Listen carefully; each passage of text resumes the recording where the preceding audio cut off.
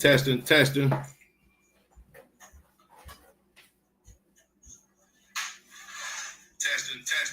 Most High in Christ. We live.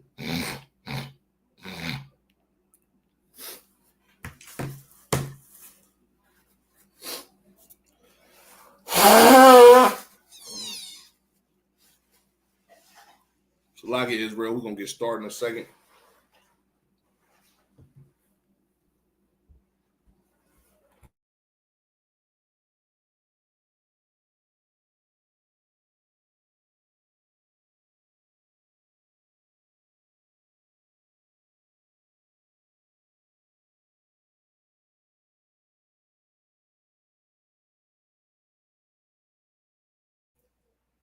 Let a couple people get in here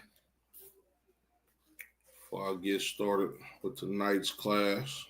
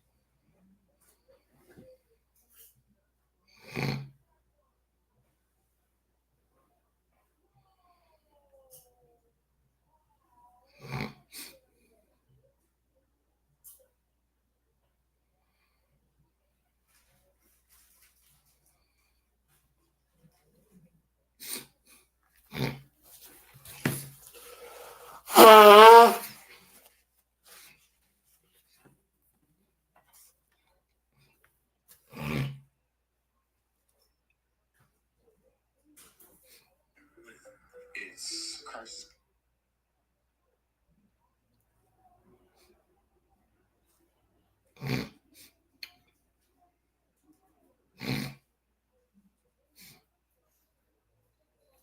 Passed down to the children.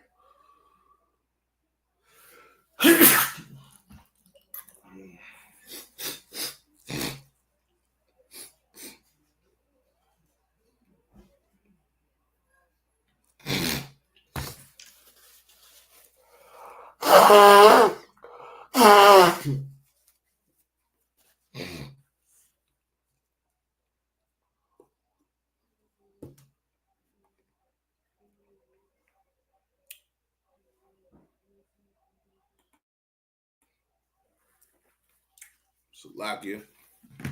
Shalom, Israel. Yahweh Shemal Shah brought a thumb to the brothers. Yahweh Shamar Lathan by Shemal Shah to the sisters. I'm Priest Officer Quran Yahweh, the ISBK under Commander General Yana, and this is the Monday night history class. So tonight, we're going to be going over the Ptolemaic Dynasty of the Greek Empire. You understand? Showing you their importance in history as it pertains to the children of Israel. You understand?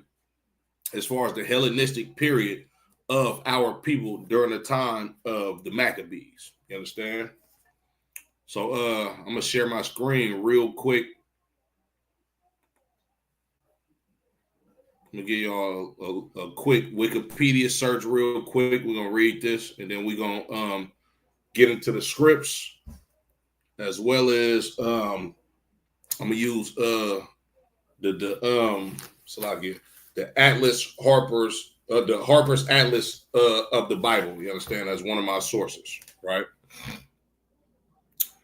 Okay, let me make sure y'all got that. Hey, back, do me a favor. Close this door.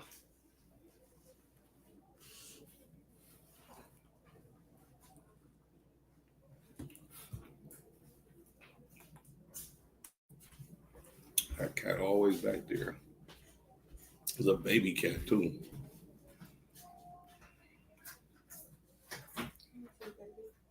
He ain't that big.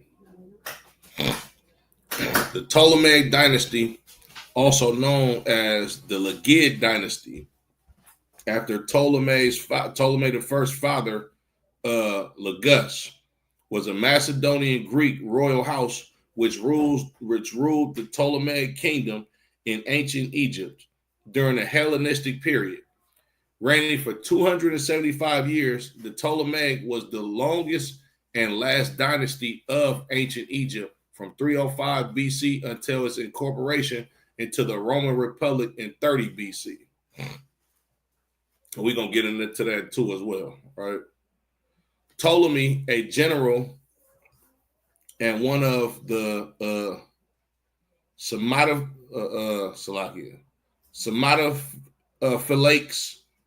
bodyguard companions of Alexander the Great. So Ptolemy the First, he was a general and he was a bodyguard for Alexander. You understand? Was appointed satrap of Egypt after Alexander's death in 323 BC. You understand? So let me look up that word real quick. I believe satrap is basically a king or ruler.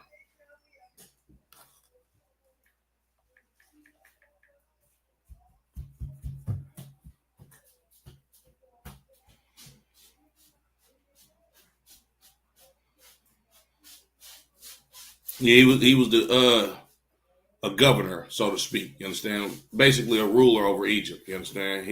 That was his region of the Greek Empire that he governed over, or he presided or ruled over. Right?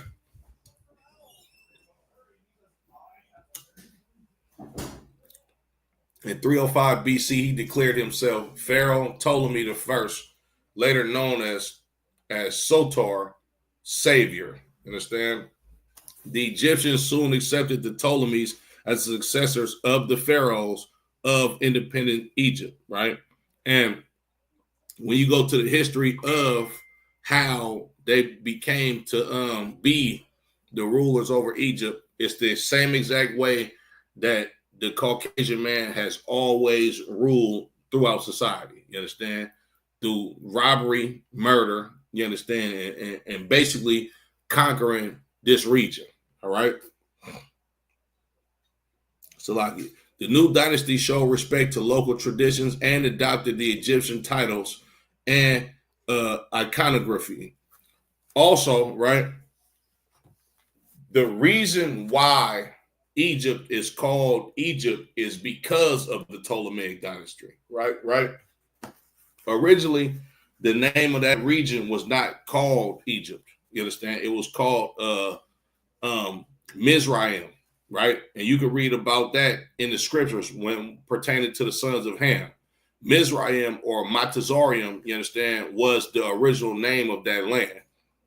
But what happened was when the Egyptians conquered that land, they started to see the records and the hieroglyphs of what happened during the time of the Israelites being enslaved to Egypt.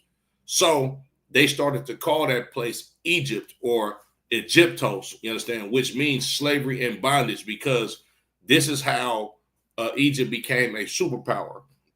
They had the children of Israel in slavery, you understand? So the Greeks, they likened that place to slavery because of how great it became due to the children of Israel being in servitude to the Egyptians for 400 years, I believe. Salakia. Probably a little bit less than that. Don't give me don't quote me on the numbers. All right. Y'all got any questions and comments, Baba Kashai? Can y'all go to the YouTube and get in the chat from YouTube, the water in advance. All right. It says the new dynasty showed respect to local traditions and adopted the Egyptian titles and iconography, while also preserving their own Greek language and culture. So they meshed the Greek language and their culture with Egyptian culture, you understand? And you know, created a different type of identity for Egypt at that time. You understand? This is why Ptolemy was calling himself a pharaoh. You understand? He understood that the rulers of this land called themselves pharaoh. So it's no different than a white man calling himself an American. You're not from America. You understand? You're not you know, you the so-called North American Indians, you understand, so to speak, are the original people of this land. You understand? these people came and conquered this land, named it after themselves, and then started calling themselves after the name that they gave it pertaining to this land. All right. Under the Ptolemies, Hellenistic religion was largely shaped by religious syncretism and imperial cult. Elements of Greek education became widespread in urban spaces, culminating in the foundation of the Museum, including the Library of Alexandria and Serapeum.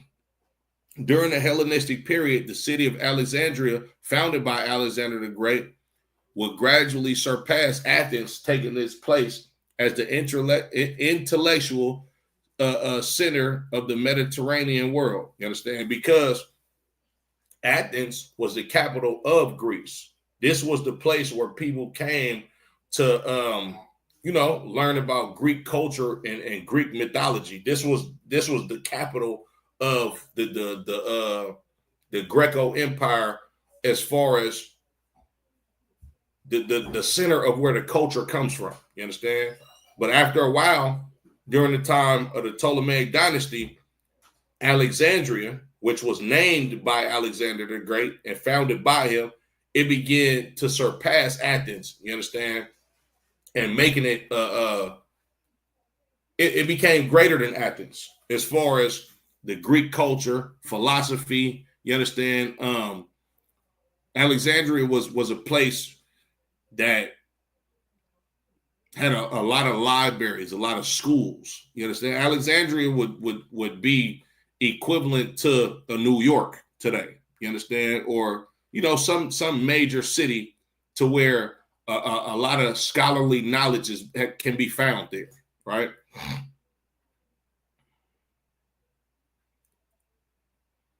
To emulate the previous dynasties of Egypt, the Ptolemaic dynasty eventually adopted the practice of inbreeding, including sibling marriage. This did not start in the earnest until nearly a century into the dynasty's history.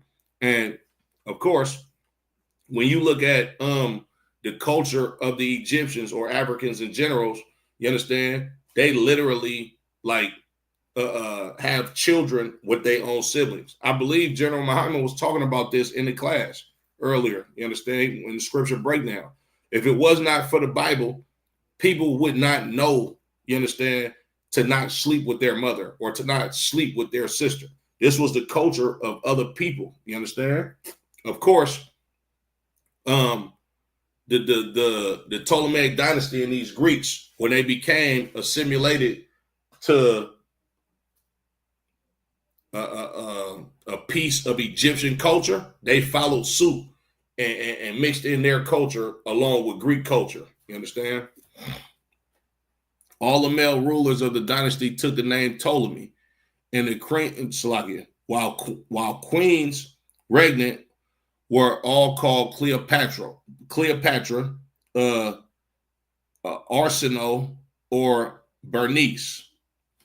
The most famous member of the line was the last queen, Cleopatra. I believe that's the 12th, known for her role in the Roman political battles between Julius Caesar and Pompey, and later between Octavian and Mark Antony. Her apparent suicide after the Roman conquest of Egypt marked the end of the Ptolemaic rule in Egypt.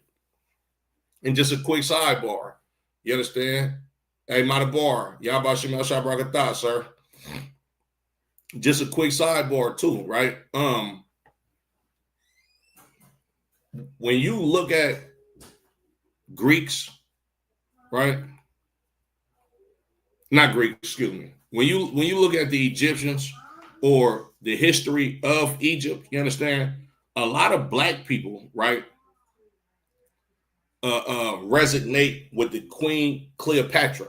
You understand? Not understanding that she comes from the Ptolemaic dynasty. She was a Greek. You understand? So when you look at movies and you see a white woman portrayed as Cleopatra, that is very accurate because Cleopatra was a Caucasian woman. She was a Greek woman. This was not an African or ethnic Egyptian. You understand? She was a Greek.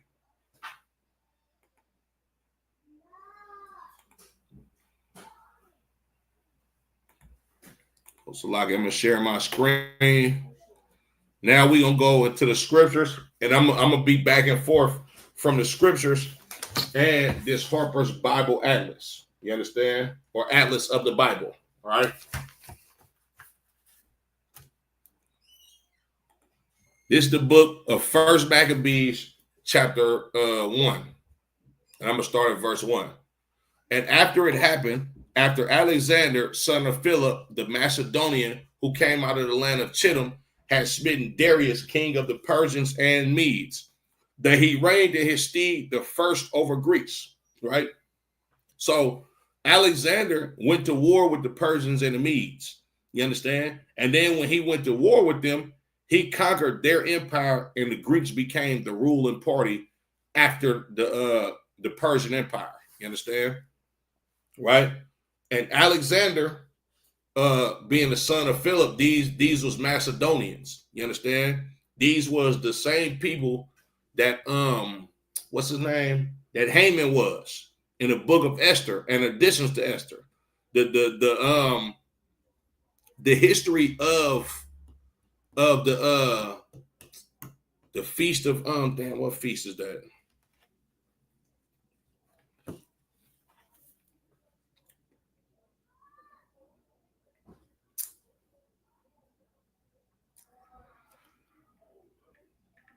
Slovakia.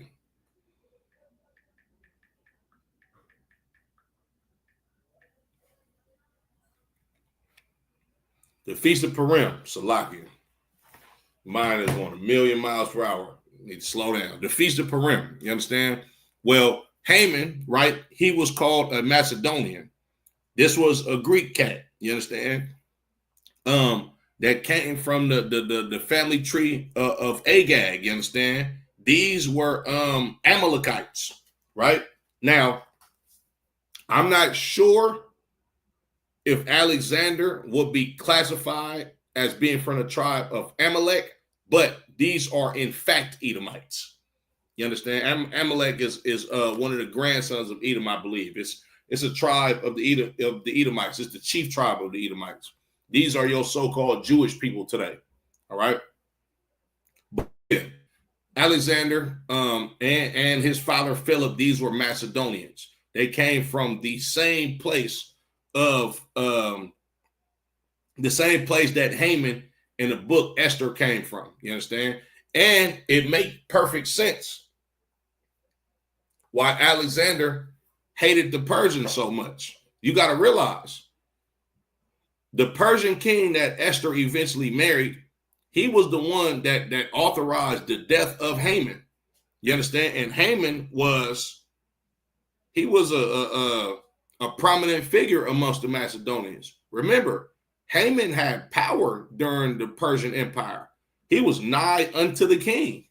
You understand? Of Persia at that time, right? So it makes perfect sense why these Macedonians, you understand, hated these Persians so goddamn much. Verse 2, and made many wars and won many strongholds and slew the kings of the earth and went through to the ends of the earth and took spoils of many nations, insomuch that the earth was quiet before him, whereupon he was exalted and his heart was lifted up. Alexander did damage. You understand? Like, he went to the ends of earth, to all of these different kingdoms, you understand? And slaughtered kings, you understand? And won many strongholds. It said the earth was quiet before him, meaning these other nations that lived round about these Greeks, these Macedonians, they ain't want no problem with Alexander and his nation. You understand? Because they was wreaking so much havoc, right? Salakia.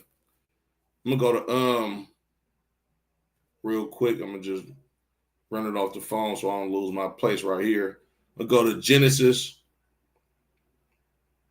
chapter 27 and verse 40. And by the sword shalt thou live.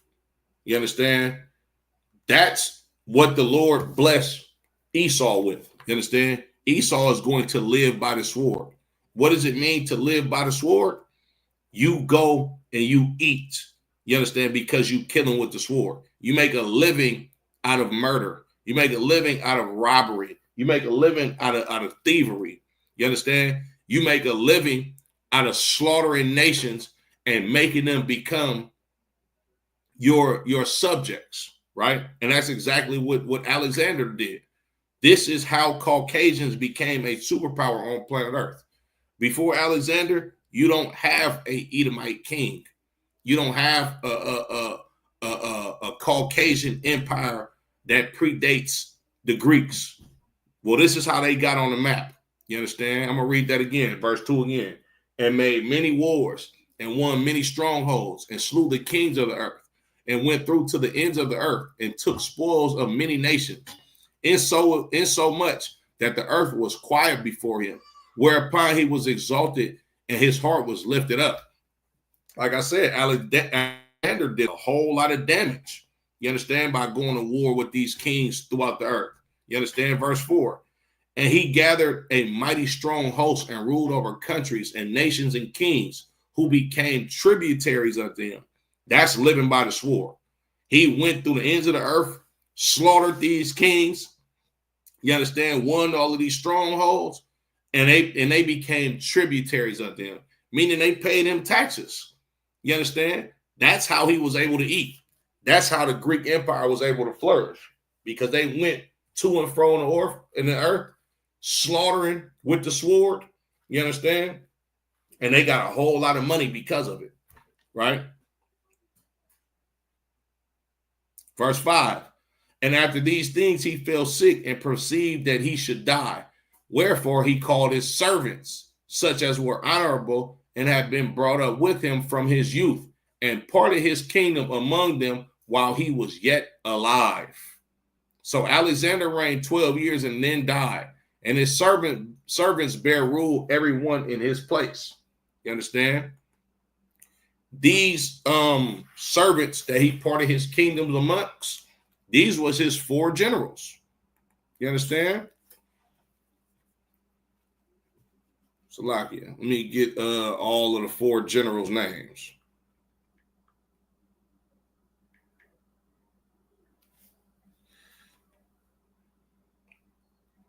Ptolemy, which we're going to talk about tonight. You understand?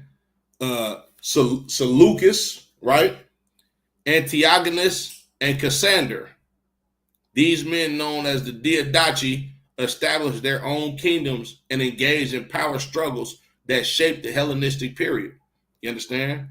These were the men that Alexander parted his kingdom unto, right? His 4 generals, his bodyguards. You understand? When he moved around, he had these cats with him. You understand? They grew up with him, right? And when you look at the history of Alexander, right, they didn't necessarily grow up with him, like from his youth per se, but these were men, you understand, who were given to him by his father. Because if you look at the history of Alexander, Alexander wasn't really like no real war general for real. You understand? Alexander, the only reason why he rose to prominence is because, and when I say he wasn't a real war general for real, I'm not saying that he didn't go to battle and go to war. He absolutely did that. But he was not a trained soldier like the men that were up under him. You understand? So Alexander had to go above and beyond, you understand, as far as like the gruesome killing that he did in order to be respected by the men up under him. You understand? These dudes was trained, right? I want to say Alexander learned from Aristotle. Alexander didn't go to the schools where they trained you to be warriors in Greece. He didn't that wasn't his upbringing. You understand? He went to like an intellectual school to learn like philosophy and stuff like that, like the things that are not pertaining to be a man's man, so to speak. But when he got on that battlefield and was given rank by his father, you understand, the men up under him, they didn't really respect him like that. So he had to go above and beyond the call of duty to humiliate the opponents. And he was a heavy drunkard. Like he would drink, like, you know how liquor does certain things to certain people. Some people become extremely violent when they get drunk off of liquor. Alexander was one of them type of cats. You understand? He'd be in a drunken rage, and he'll just do some wild, crazy stuff to where the men up under him would be like, yeah, this nigga is he weird. He wild. Like, I can't do what he does. You understand? Salakia. Okay, so now I'm going to get into this, the Harper's Atlas of the Bible. You understand? This is page 142.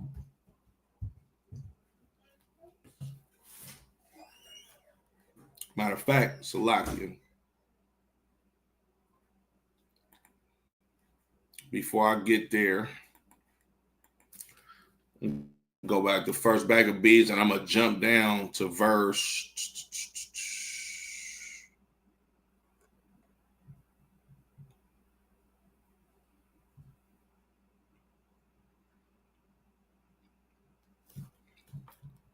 Jump down to verse 16. First Maccabees chapter 1 and verse 16. Now, when the kingdom was established before Antiochus, he thought to reign over Egypt that he might have the dominion over two realms. Wherefore he entered into Egypt with a great multitude, with chariots and elephants and horsemen and a great navy, and made war against Ptolemy, king of Egypt. But Ptolemy was afraid of him and fled, and many were wounded. You understand? And when you look at the history of this, right?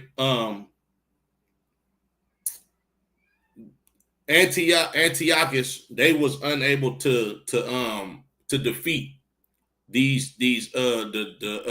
Ptolemaic Dynasty of Egypt. You understand? But this is right here in the history of the first book of Maccabees. You understand? Talking about Ptolemy being the king over Egypt, right? It says, thus they got the strong cities in the land of Egypt, and he took the spoils thereof.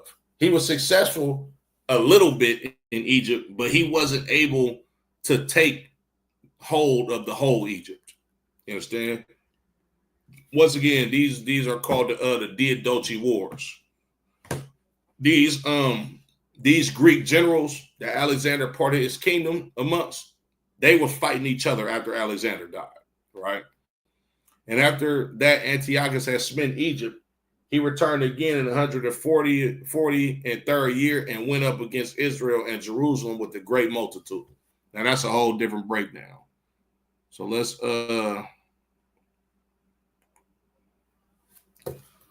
Harper's Atlas of the Bible, page 142. Egyptian rule in Judah, the reign of the Ptolemies. It's like it is light is clearing, throwing me off.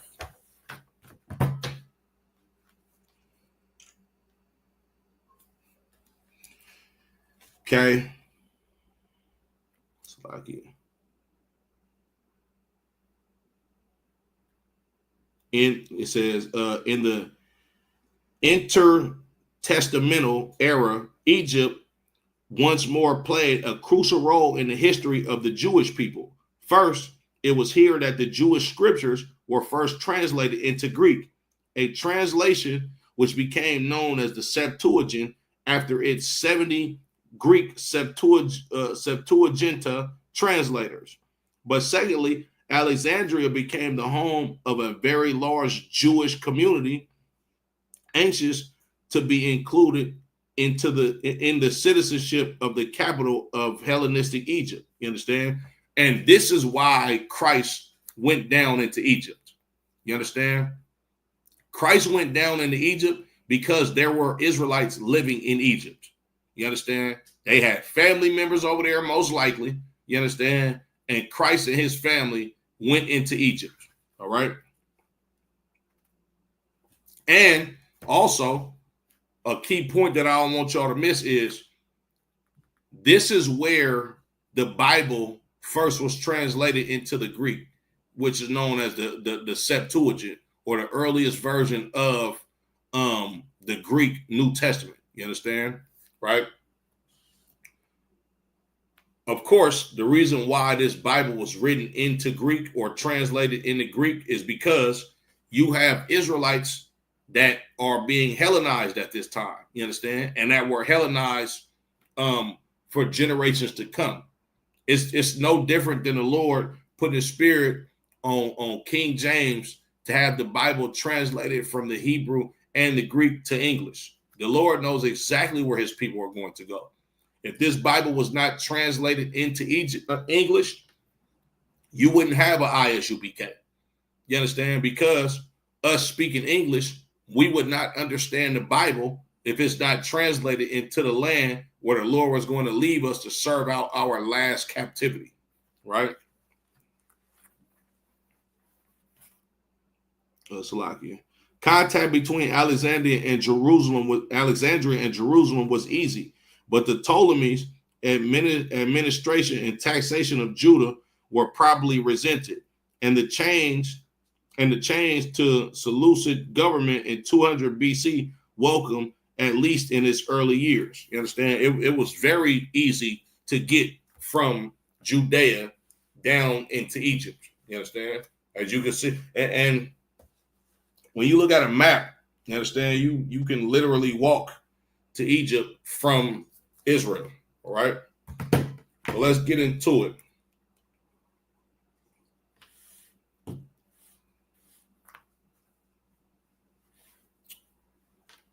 Hold on, Salakia.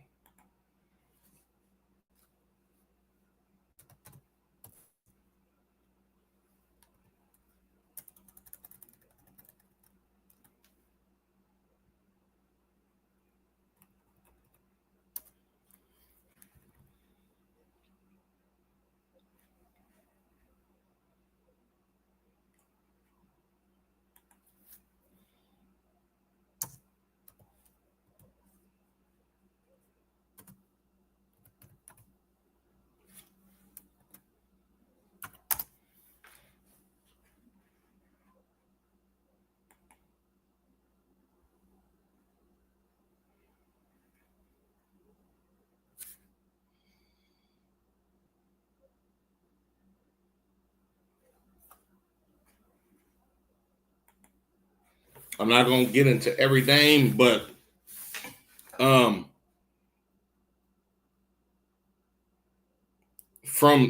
305 BC all the way to 30 BC is the timeline of the Ptolemaic rulership over Egypt.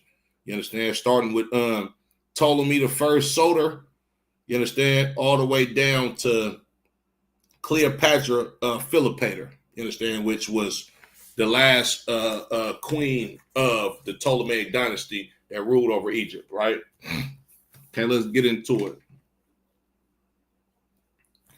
Ptolemy I Soter was a Macedonian general of Alexander the Great. On the death of Alexander, his empire was torn apart by his generals. Ptolemy seized Egypt and his portion of the spoil.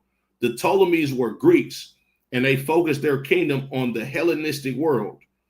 At the height of their power, they held most of the Levant, the south and southwestern coast of Anatolia, Cyprus, and some coastal areas of Thrace, right? So during the time of the Ptolemaic Dynasty, you understand, the Levant is literally, so I'm gonna try to show you all this picture.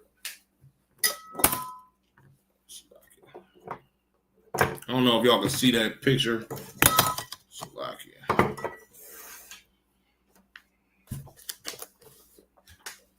This is a picture of the map, but that red circle that you see around that landmass is where the Ptolemies ruled at. You understand, for the most part, right? Ptolemaic interest in the Levant. Egypt has always coveted Palestine, but in Old Testament times, its influence was often weak. Solomon married an Egyptian princess, and you can read about this 1 Kings, the 3rd chapter.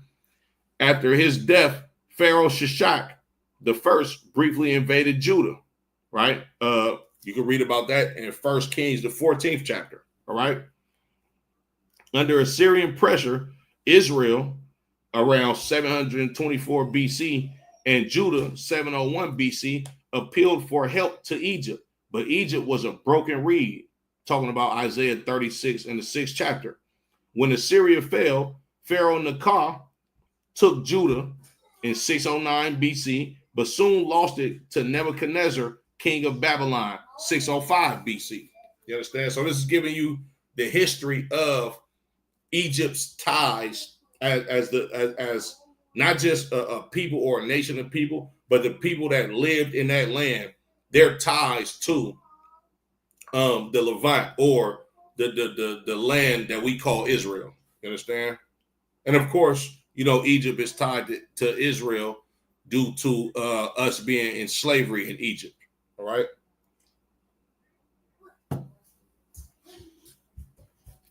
After Alexander's death in 323 BC, Ptolemy took over Egypt as satrap, annexing Cyrenaica, and then Syria and Egypt, and then Syria and Phoenicia to improve his access to the Mediterranean and his defense against his rivals. And Antigonus, and Antigonus, and Seleucus, right? These were other generals that were rivals to Ptolemy and his dynasty. You understand? They started to fight amongst each other after their king died, after Alexander died. All right. Slovakia, where was I at?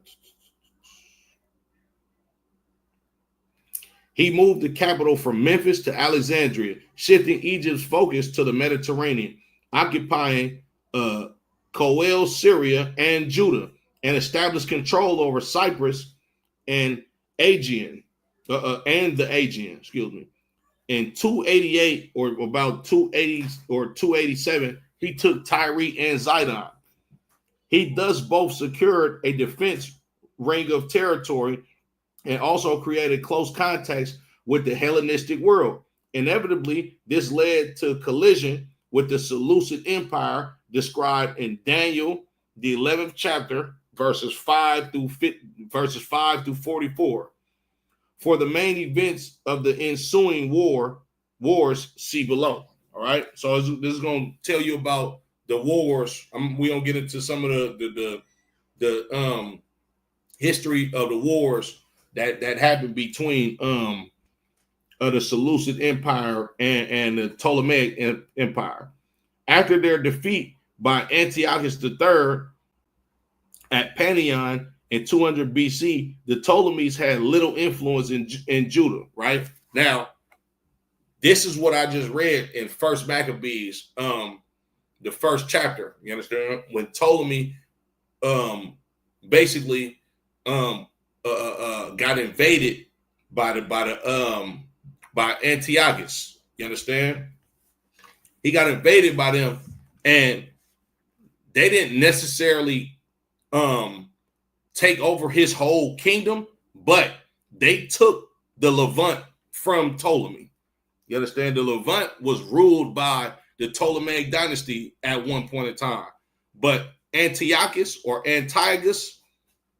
the third, he was the king that went down there like, man, look, I'm finna reign over what I already got, and I'm going to take part of the Egyptian Ptolemaic Dynasty's land mass. You understand? And that being the Levant. This is why, hold on, Salaki, let me share my screen real quick.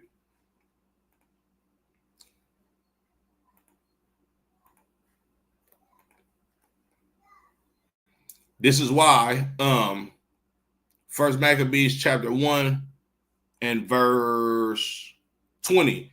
And after that, Antiochus had smitten Egypt. He returned again in the 143rd year and went up against Israel and Jerusalem with a great multitude. That's why he was able to go and conquer the land of Israel at that time, because he went down into Egypt he crippled the Ptolemaic Dynasty, and then he came back up the Levant and wreaked havoc on the children of Israel. You understand? Because the Ptolemaic Dynasty, they were more or less, how can I put this? They were more lenient on the children of Israel as far as us keeping our culture. You understand? Antiochus, he wasn't having none of that. Oh, y'all circumcising children? Yeah, we're going to hang them. You understand? If I find one of you Negroes reading the Bible, we're going to murder you. That's literally what they were doing. The Ptolemaic Dynasty, they was, like I said, they was more lenient. When you look at the Ptolemaic Dynasty and how they got down to Egypt, they actually assimilated to some of Egyptian culture. They started calling themselves pharaohs, wearing the same headpieces, doing what the Egyptians did. That was kind of more lenient. So with the children of Israel, they wasn't really taxing us, or they wasn't really, enforcing Greek culture on our people. That didn't start happening until Antiochus. You understand? And of course, some wicked high priest, you understand, that allowed these Greeks, you understand, to come rob us, essentially. You understand? But reading on. After their defeat by Antiochus III at Pelion in 200 BC, the Ptolemies had little influence on Judah. And in 150 BC, the Seleucid pretender Alexander Balus, seeking help against his rival Demetrius, allied with Ptolemy the fourth, marrying his daughter Cleopatra. But the next year, Ptolemy attacked Alexander, won the Levant, and had himself crowned in Antioch as king. But Ptolemy and Alexander died as a result of subsequent battle, and the Seleucid Demetrius reigned the kingdom. You understand? So the Syrian Wars, 274 to 271 BC. Ptolemy II fought against Antiochus I. Ptolemy celebrated victory with the procession at the festival of Ptolemaic in Alexandria, 271 or 270 BC. 260 to 253 BC. Ptolemy II fought Antiochus II. Antiochus gained a new territory in Ionia, Pamphylia, and Sicilia, and under the settlement terms, repudiated his wife Leodacia for Ptolemy's daughter's Bernice. Reading on. 246 to 241 BC. Ptolemy III fought Seleucus II. Ptolemy attacked in order to support Bernice's son's claim to the Seleucid throne. He failed, but regained territory along the Anatolian seaboard and captured Seleucia in Pieria. You can read about this in Daniel 11, the 11th chapter, verses 7 through 9. 219 to 217 BC. Ptolemy IV fought against Antiochus III. Antiochus had initial success recapturing Seleucia, Ptolemais, Tyre, and Gaza, but was defeated decisively at Raphia, 217 BC. Ptolemy reigned most of his territory, but left Seleucia in Seleucid hands. Daniel the 11th chapter, right? So all of this, all of these wars, you understand, that was fought by these Greeks, it's literally written records of it in the Bible. This is how you know, like the Bible is a history book. You understand? I'm literally reading you history about actual figures that lived on planet Earth. A lot of you so-called conscious black people are dummies within this. You will literally agree that Alexander the Great was actually a real person, you will literally agree, you understand, about all of this history that I'm reading about pertaining to the Greek Empire. You understand? The Ptolemaic Dynasty, the Seleucid Dynasty, so forth and so on. You know these things to be true and facts. Do you not know that this stuff is written about in the Bible? If there's an Alexander Great that you know about in your history class, but we can read about him in the Bible, does that not make the Bible relevant? Does that not make the Bible factual? It absolutely does.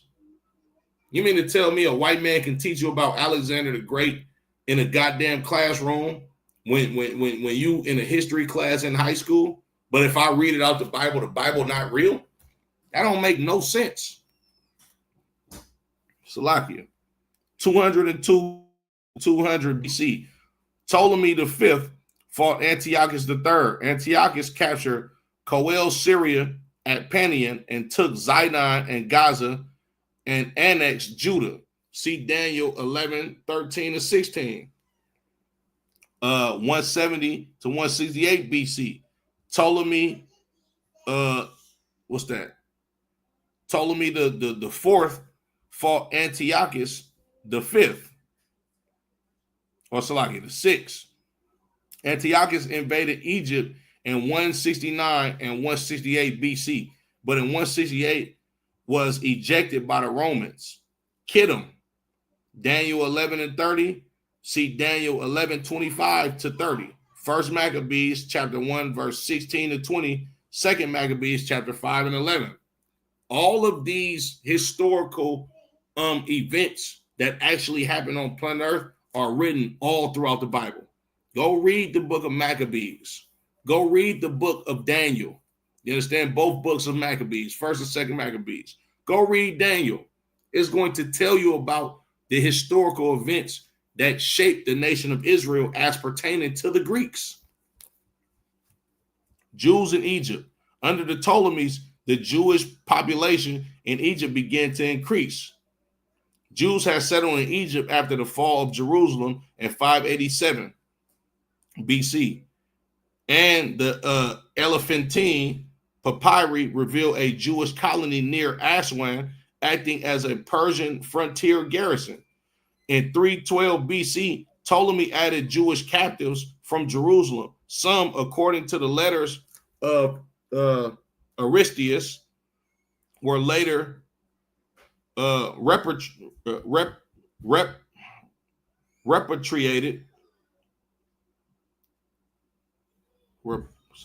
repatriated in exchange for a copy of the Torah, which was taken from Jerusalem to Alexander and translated into Greek for Ptolemy II's library, or more likely for the benefit of the growing Jewish population in Alexandria. The Lord knows what he's doing with the children of Israel. The Lord understood that, hey, my people are beginning to learn the customs of the Greeks. So he put the spirit on somebody to take the Torah down into Alexandria to get it translated into Greek, because the population of Israelites was growing in Alexandria. Reading on.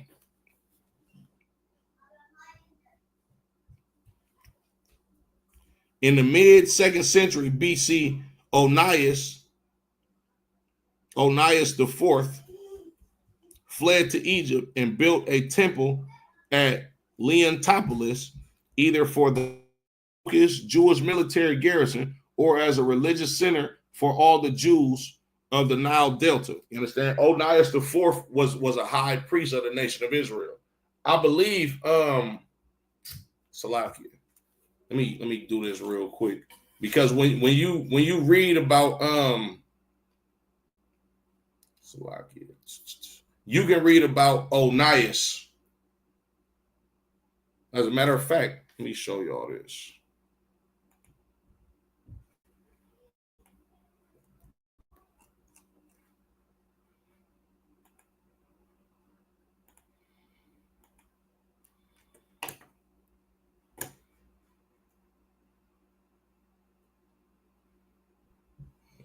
Mm.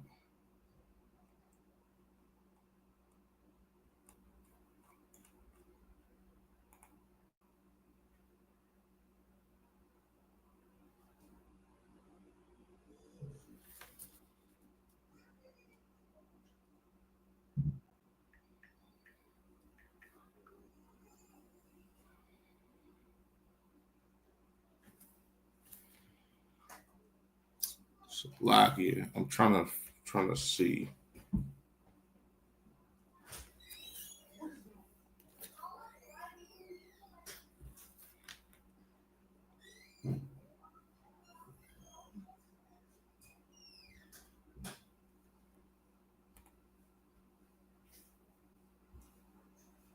Okay, here we go. Second Maccabees, chapter 3 and verse 1. Now, when the holy city was inhabited with all peace, and the laws were kept very well because of the godliness of Onias the high priest and his hatred of wickedness. This Onias the fourth that I'm reading about in this Harper's Bible Atlas is most likely the offspring of this Onias. As a matter of fact, hold on.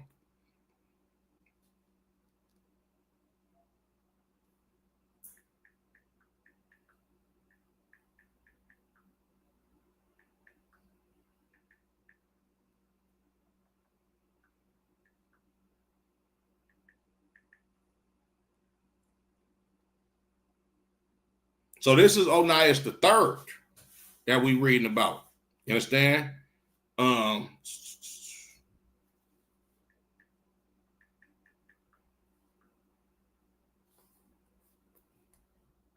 me see if this is him. Yeah. Onias the fourth is literally the Onias in the book of Second Maccabees in the third chapter. Onias the fourth is his son. You understand? I'm gonna read that again. It says, in the mid-second century BC, Onias the fourth fled to Egypt and built a temple on Leontopolis, either for the local Jewish military garrison or as a religious center for all the Jews of the Nile Delta. Ptolemy III was well disposed towards the Jews, and in his reign, many appeared settled as farmers, artisans, soldiers, policemen, tax collectors, and administrators. Jewish synagogues, also known in Alexandria, Crocodilopolis, Crocodilopolis in the Fayum, a Thribis, and elsewhere. So, Onias the fourth, being the son of chief priest Onias the third, he fled from Jerusalem at that time. You understand? And then he came into Alexandria and built a temple.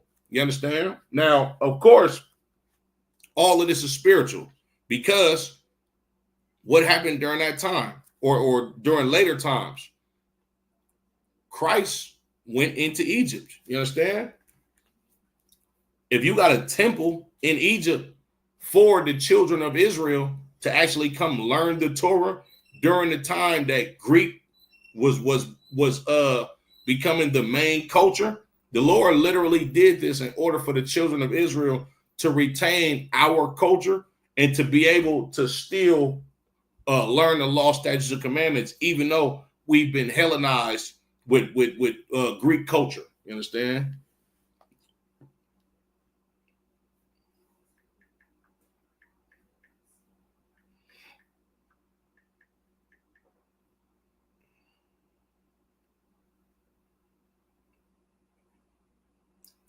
And if I just did a quick Google search. If you Google, did Christ speak Greek? It's very highly likely that Christ most likely probably did speak Greek because of the culture of the children of Israel during that time. You got to understand, Christ was born during the time of the Roman Empire. During the time of the Roman Empire, they were coming off of the end of the Greco Empire, hence the name the Greco-Roman Empire, meaning these Romans, they still had Greek culture. You understand? Paul, right? He spoke Greek. He wanted to go, as a matter of fact, let me get that for you.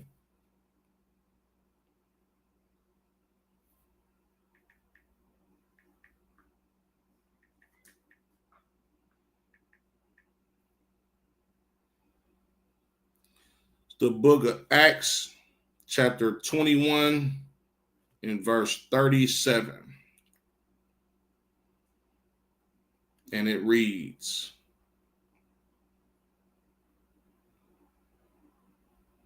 and as Paul was led to be into the castle, he said unto the chief captain, may I speak unto thee? Who said, canst thou speak Greek? Paul asked the captain, you understand? He was like, hey, let me holler at you, right? The captain looked at him. He was like, you can speak Greek? Like, you got to understand. Paul Black. That's why he acting like, bro, you can speak Greek? That's crazy to me. You understand? He said, art not thou that Egyptian? He said, ain't you an Egyptian? Meaning, you black. You got dark skin. How the hell can you speak Greek, my nigga? You understand? Which before these days made in an uproar and led it out into the wilderness, 4,000 men that were murderers. Paul said, I am a man which am a Jew of Tarsus, a city in Cilicia, a citizen of no mean city. And I beseech thee, suffer me to speak unto the people. Paul was like, I'm a Jew from Tarsus, a city in Cilicia. Cilicia is a city that was constructed by the Greek Empire.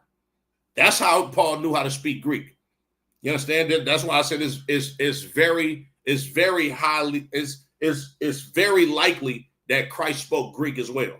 You understand? Salakia. Reading on. Egyptian Jewish literature.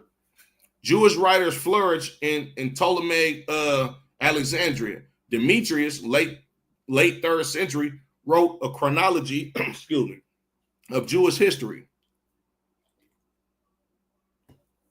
In the 2nd century, Aristobulus was a teacher and philosopher. You can read about him in 2 Maccabees 1 and 10. Atropinus, a religious pro-paganist, who wrote a work called Concerning the Jews. Ezekiel dramatized the Exodus story in Greek verse. The pseudo-Hectaeus wrote on the Jews and on Abraham. In 132 BC, or soon after, Ecclesiasticus was translated into Greek. Reading on. Relationships of Jews and Greeks in Egypt. Some Jews favored Hellenistic culture while others rejected it. Some Jews favored Hellenistic culture while others rejected it. Watch this.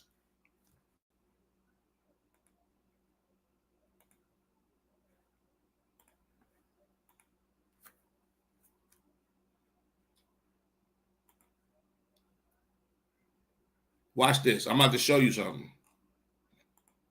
This literally lines up with the Bible to the T. First Maccabees chapter 1 and verse 11. In those days went there out of Israel wicked men who persuaded many, saying, let us go and make a covenant with the heathen that are round about us. For since we departed from them, we have had much sorrow. Those are those wicked men, you understand, that favored the Hellenistic culture, right? I'm going to read that again. It says some Jews favor Hellenistic culture while others rejected it. Now watch, let me show you who rejected it, right?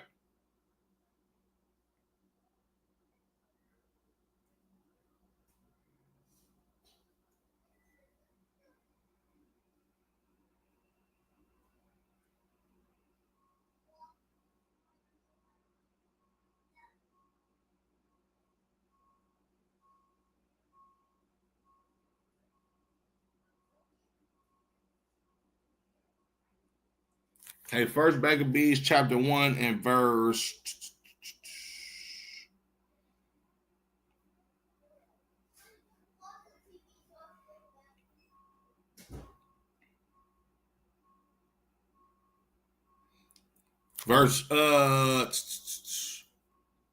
50. And whosoever would not do according to the commandment of the king, he says, should die. There were Israelites that was rejecting Greek culture, and they was unaliving us for it, right? Verse 53, and drove the Israelites into secret places, even wheresoever they could flee for succor. These Israelites, right, are the ones that wanted to keep the culture of the Most High. You understand? You can read about the sister and all of her sons that was literally fried in a frying pan. They cooked these brothers and this sister because they did not want to eat pork. You understand? Verse 57, verse 56. And when they had rent in pieces the books of the law, which they found, they burned them with fire. This Antiochus and his band of degenerates, they doing so much evil and damage to the nation of Israel. Not only are they slaughtering us, but they're finding our Torahs and ripping them up and burning them with fire. Verse 57, and whosoever was found with any book of the testament, meaning the scriptures, or if any committed to the law, the king's commandment was that they should be put to death. We have brothers and sisters that rejected Hellenistic culture, just like it says right here. Some Jews favor Hellenistic culture. That's those wicked men from First Maccabees, the first chapter and 11th verse, right? Salakia. While others rejected it, and these was the ones that rejected. Another big piece of the children of Israel rejecting their laws are the family of the Maccabees, the Hasmonean dynasty, or the Maccabean revolt that you'll read about in First Maccabees, beginning with the second chapter on up.